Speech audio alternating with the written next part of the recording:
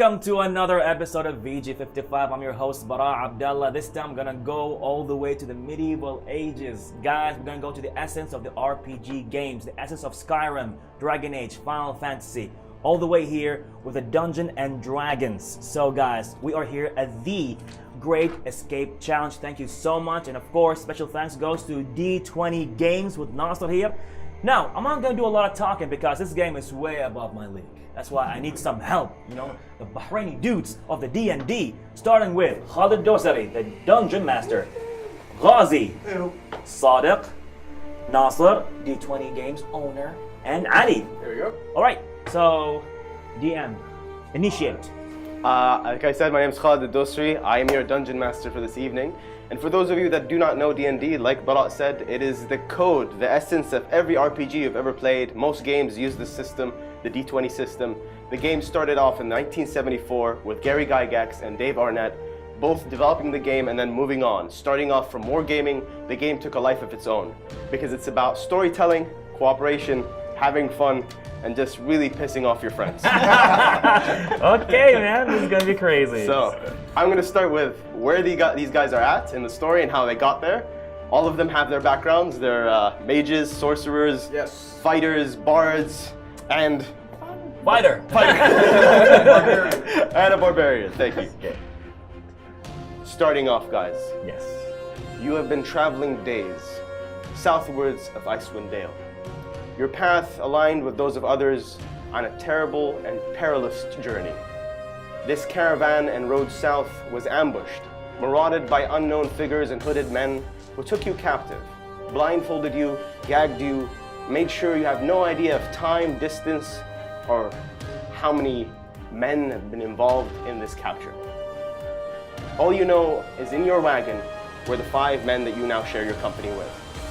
You've been able to whisper ever slightly, even though with muffled, gagged voices. You've been trying to figure out what's happening, and every now and then, moments before your final captivity, you saw a tower. Only slightly underneath your blindfold, a glimmering fortress. This extended pillar of darkness extending into the night sky, blotting out the sun and the stars. And in that moment, you realized this is getting serious. Inside this fortress, you're now sitting in a cage. It fits about 5 of you. All the others that were captured with you have long ceased to be struggling or screaming or even whimpering in any way. You're alone, and you've been hearing the sounds of clacking, whirling mechanics. Machinery that clicks and clacks, whilst this unusual character tends to your needs. What do you do? I'm not gonna start. Look around, see what we can use to sort of.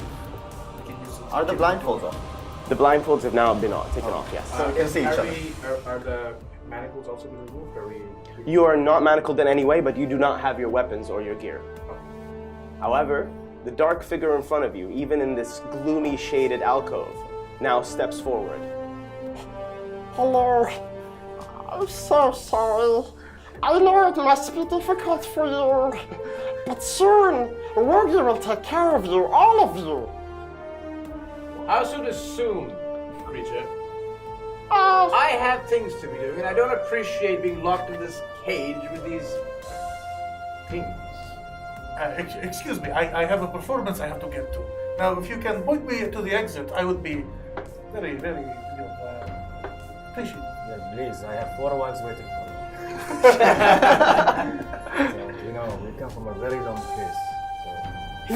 Friends, I'm sure he's trying his best. It's okay, just give him a chance. And you are trying to tell me that this little creature caught us? Well, if it wasn't for you wanting to take a trip down to Icewind Dale, none of this would have happened. You never listened to me, do you? I told you it was hunting season. I guess it was hunting season on us. They gave me the wrong visa. As you have this little discussion, distracted by your own stifling beef with each other, you hear that this little padded footsteps of this little furry creature moves away from you and pulls and tugs on one of the chains. Those are the sounds that you hear. Clicking and clacking of noise as these chains are pulled upwards and downwards. Lord, you know, very difficult time, must get back to wives and all. But soon the masters and everybody will be taking care of you for science, for helping people. He pulls on the chains, and you notice your cage lifts upwards, ascending into the darkness above, a light now flickering as the opening recedes backwards, and you see the harsh light of something illuminated chamber above. You rise to find yourself in this circular dome. Can everybody get their characters, please? All right, for those of you at home who are not familiar with this part of D&D, half of the game is my job to storytell and referee what is going on. As you've seen, a lot of it is narrative, me describing what's happening, them making their choices and interacting with each other as if they were characters in their own fantasy book or novel. And now, once they're on the board, this is the action, where fighting can take place, where monsters are involved, and this is how we decide what happens in combat. There's a lot of blowing stuff up too. Yeah. happens. Blowing yourself up straight for it. Interesting. Okay, so carry on. You arise into this chamber, circular, taking the shape now clearly of the very same tower you saw before. You recognize you are in this dark pillar. Around you, as the light kind of adjusts, you see the creature clearly, now riding up on the chain. Lord, you see, soon all be done. And you hear a voice now, stopping him. Be quiet, you fool! Above here, high on the rise chambers of this domed structure, you see an elf, noble and regal in features. That's the He sound. drops something. Yes, he did. For a moment, wavering, then looking at all of you, pretending as if not to be embarrassed. My name is Gabriel Princeps. Thank you for taking part in this experiment. Soon, we will be unlocking the secrets of your biology, your power, and perhaps save others in the process. You hear now from either side of this dome structure, on your right and on your left, two figures, also huddled with an entourage of attendants and handmaidens, and people kind of taking care of them in a very, sucky up kind of way. On the left side, you see a man, big in stature, but generous, with a belly overflowed, silk robes and satin all over. You can almost smell his wafting, overpowering perfume. Enough, Gabriel! Too much of the talk today! Please, let us get on with it. The show, the experiment must go on. On the other side, a dark figure, looming and hulky with veiny, almost appendage-like contraptions wrapped around his body, breathing almost from an apparatus against his robe. Enough. Fabricator General Jeeves is not pleased. Oh, Jeeves, you always say that. Please, let us just have fun this time. You call this science, but this is a mockery of our work. Enough, all of you, as Gabriel stops. He looks upon all of you. Will one speak for you? I shall. Oh God. Okay. I Very good. demand an explanation. What is the meaning of this? And how dare you? Did somebody say show? Are we getting paid for this? I charge by the hour. Oh, Rogi, excited for what you said. You know card tricks? Rogi like card tricks. I'll show you a trick or two, but right now let's talk about payment. Very well, payments. Enough, you fool! As Garviel kind of stops the whole situation. Calgar, you have something to interact with? Yeah, I was about to say to El Ross. Seems that the fat one hasn't missed a meal since last year. I suspect that we intend to Probably his whole life. He does seem to be well fed, and the attendees keep bringing him more and more unusual objects and substances. You see Gabrielle now kind of responding to you. Understandable. Someone of your noble bearing and stature must take heed that this is in the benefit of medicine, the humanities, the sciences. Your physiology, your capabilities has been monitored for days now. And soon, perhaps, whilst our great house of learning here takes part in dissecting your very being, we will know you better.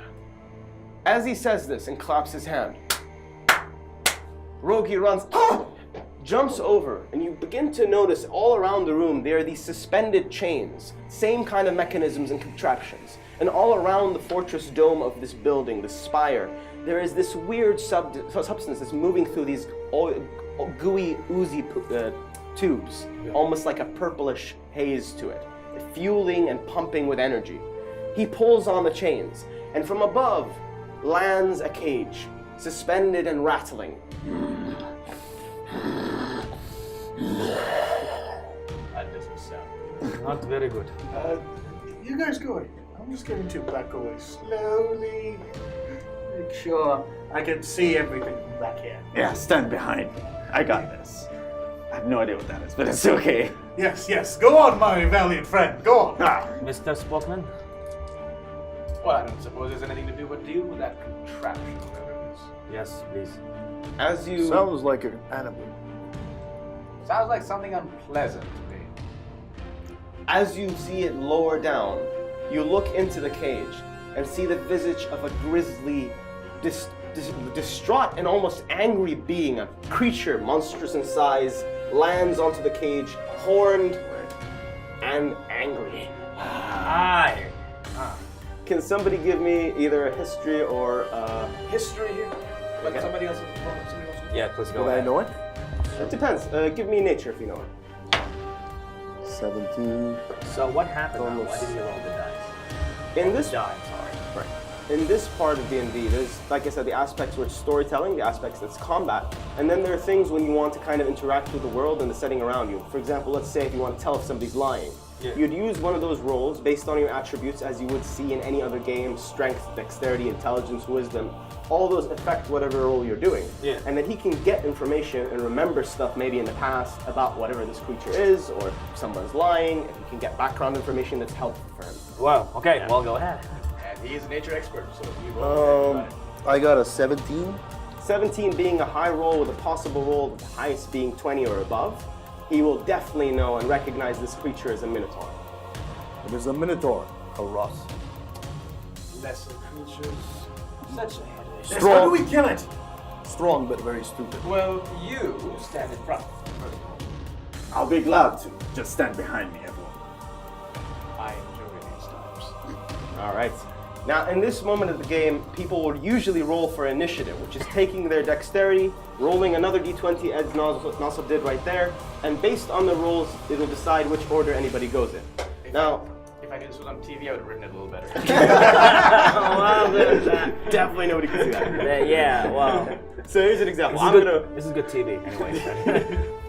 I'm gonna roll my d20 for the monster. What was that? That's a 6, sir. A 6 plus his plus 3 dexterity. You have a total. He goes before you. That before me, yeah. All right. And I'm gonna stick you in the You have moments to decide what to do next with your battle plan as you see especially the Fabricator General looking at the situation, puzzling and analyzing every moment, every move, your postures, your defensive tactics. The other fatter gentleman on the other side just seems to be giddy in joy. Whatever science or academia, it doesn't seem to be showing that there's any study involved in his little delights. Yes. Oh, a Minotaur, Gabriel! I knew you would make this fun! Enough, you fool! Commence, please. Yeah? Can you cast a spell? I certainly cast a spell. And since I go first, I will use my movement to step back a little bit from the Minotaur. Yes. And say up to here, which is like 5, 10, 15, 20, 25 feet. And I will cast Ray of Frost on. So he's gonna try to cast one of his spells, which is a Frost Beam. So much. I extend my hand, and the ray of blue energy leaps out, icy cold, racing towards Give me your this attack roll. monster. Alright, that is a 10 plus 6, I believe. 16. 16 does hit. So based on his roll, combined with the monster's defensive stats, I will know whether or not he hits or not. So you can imagine me kind of like I'm the computer in your favorite RPG video game. When he tries to attack, I tell him whether it hits or misses. So I have no interest in the monster winning, I just facilitate the numbers. So you do hit. Please roll for damage. That is 6 cold damage. 6 cold damage. And his movement speed is reduced by 10. Nice. Nice. Very nice. But All right, up next. Do we have any weapons on us? Yes, you have been provided weapons that you can see now. All of your gear sheathed on this side of the wall. But before we go on, now guys, we're gonna take a small break, and we'll be back in a few moments only with VG55. we will destroy that Minotaur.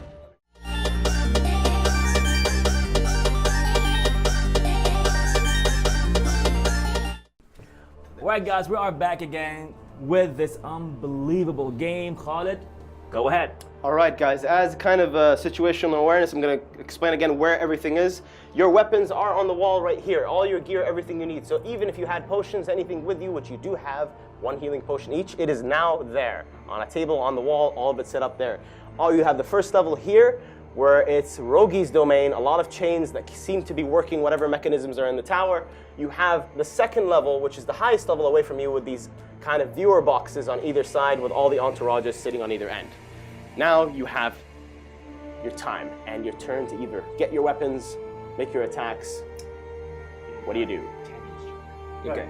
The Minotaur, does it have any metal on it? Yes, it does. It seems to have small metal bucklings and pieces that are attached to leather, but no real armor of any kind. No real armor. Its weapon, is it made out of metal? It's a wooden handle, but with an iron hatchet or a kind of an axe on the tip. So, DM ruling, would heat metal damage it?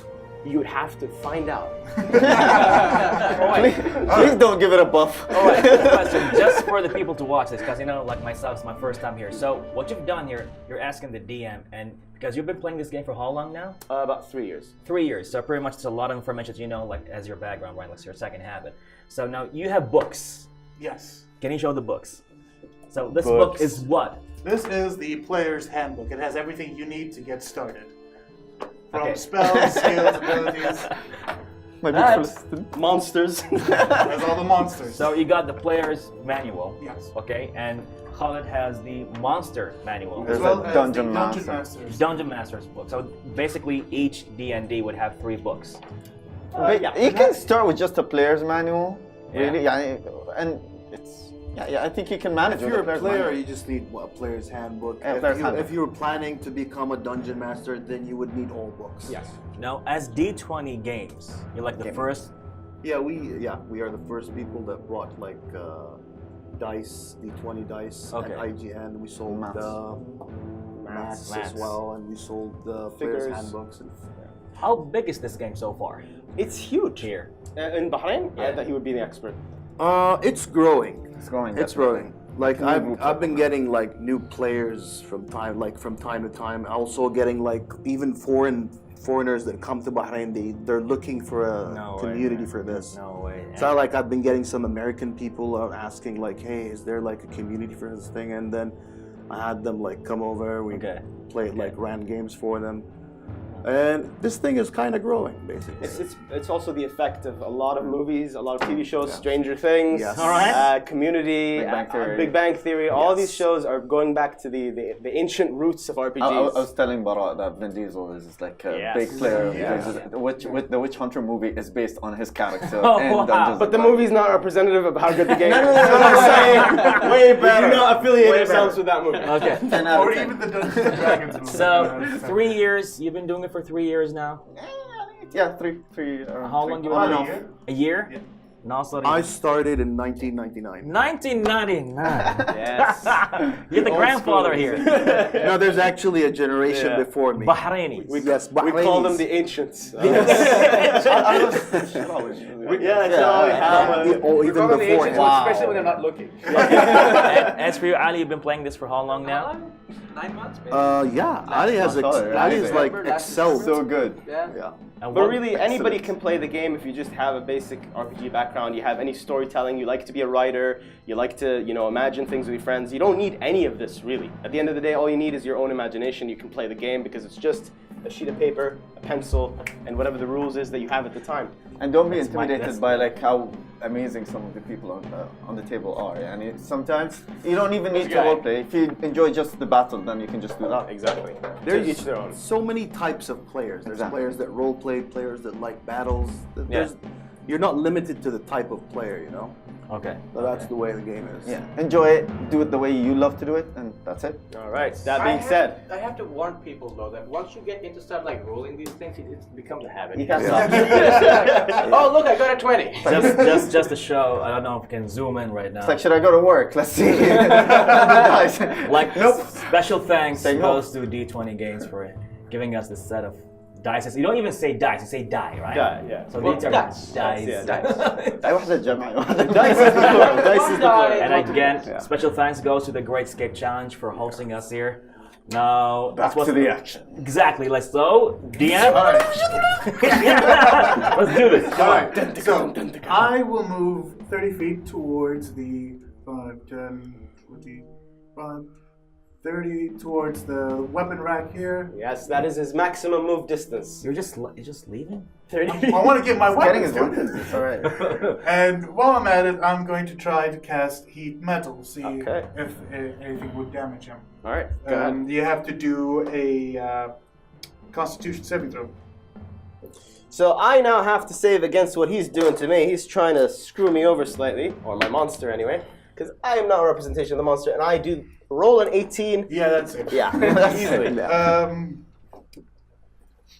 The creature is holding. Hold on.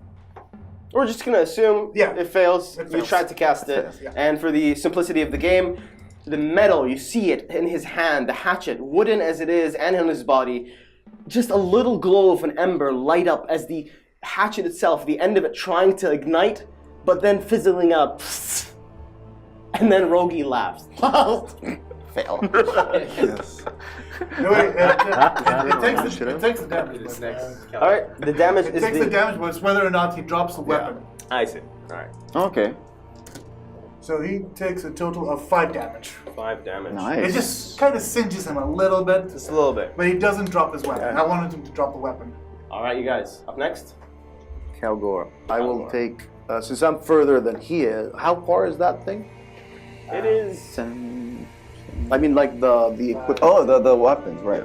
25, 30, 35, 40, 45. And then I will take double my movement. All right, dash. double Just your make movement it there. All the way. All the way. That's it. You grab your weapons. I grabbed my weapons, and I think that All right. was. Up that's- next. Is it the monster? Up next, it is the monster. The Minotaur. Snarling and angry, almost singed, his nose now breathing fire and smoke. He charges at you. I somehow think you upset him. All right. He moves towards you, maximum distance. And you're gonna have to. Yes, you will. Does a 15 hit you? It does. It does. You take gorging damage Oh my god. and are pushed 10 feet back. Oh, yeah, that's exactly where I wanted to go. Hey, you want to? How much damage? The damage is. There you have it. Quite a lot. Oh, no, it's really. not that bad. It's 2, 6, 7, 8. Hey, that's not bad. Alright. Gorged now with its almost singular broken horn extending into your belly, you've just been pummeled by this monstrous beast, impaled onto the walls. Up next. Up next is Alamar. Okay. So what I'm gonna do this. Face me, beast. I'm gonna try to taunt him. All right, and I'm gonna head towards him, but just outside of his range. Okay. Okay, I'm assuming he has 5 range, right? 5 foot range or 10. You can assume anything you want. Oh man! I'll say outside, like the 10 feet range, heading towards them. Okay. To fetch my weapons. I'm assuming I can move up till here. All right. Meanwhile, I'm gonna cast Bless on who are the fighters? One, your fighter, and you. And I'm gonna take out my holy symbol and saying protect the light or something. And then you can see the ground under you kind of get greener. There's just a bit of floor. Okay. And there's this green glow that's going all over your body. You all have blessed. You've been blessed. I've been blessed. Okay, which basically means you add 1d4 to your attacks. All right, nice. I was just about to look it up. All right. Okay. 1d4. You have 1d4 if you're attacking. It gives you a little. Get your weapons though first. And I tell you, fetch me my weapons. Please. If you will. Please. If you may. What's that about? French. I blessed you, okay? Next, it is Alucard. Yeah, Alucard. What do I do? What do you want to do? Do you want to talk to people? Do you want I to kill want- people? What do you want to do? Okay, so Think about your life choices. I know what to say. Okay, I have 4 wives, 16 children. I'm ready to die. That's right. That's right. That's right. But you don't have the Alright, weapons. Alucard. I don't have my weapon. No, the weapons are all here. Over here. That's why we're all running towards that direction. I will taunt him Alright. for you guys. I Should- have 4 wives. What are you gonna say to him to kind of like get his attention? This little creature. Ahoy! There is almost a snarled look as this thing meets your eye. Its visage and its eyeballs red with heat and anger. And you've got its attention now. You also get inspiration, and that's when the DM awards somebody for being or doing something inspiring or creative to kind of affect the game and the story. He's giving up and what? Yes, which is inspiring to me. Very heroic. It is very heroic. All right, so it has your attention, and that was your action. Do you want to do anything else? You can move towards the wall. You can. Give shahada, I don't know. I'll move towards the wall, yes. So give him his maximum movement safely around the creature. I'm gonna just go Yeah. this. Yeah. Like, let's say. Wait, diagonal is counts as 5? The first one is 5 and then it becomes 10. Alright, I'm just gonna go 5, 10. 10. Should I keep you here? Just take him. Yeah, Just take him just away. take it. Safely out of the way. Like next to me. Can you get the hit? Next. That It fighter is is brave. my turn. I forgot to mention that I have a familiar, and that is an owl. So my owl is going to swoop in and distract him, helping me cast my Ray of Frost on him again. All right. Beast, face me! I say. As it comes out of your sleeve like a pigeon. It flies down from the sky. Okay. And it has flyby, so it does not get an attack roll. Cool. That is a 13 with advantage. So, okay, 13 plus 6 is 19. 19. You do hits. Give me damage. Damage is 6 again, but again his movement is reduced by 10 feet. Reduced by 10 feet, but this crackling energy shrieks again out of your hand. Lands a direct hit on the Minotaur, chipping off one of his horns actually. You gave me how much damage was that? 6. 6 points of damage. And then I turn around and I point at the elf who's up there and say, next one, my friend, is coming for you. there is almost a murmur in the crowd, hushed whispers. And the fat man is overjoyed. Oh yes! Witty comebacks! The other fabricated general goes, up next. Okay. Up next is D'Artagnan.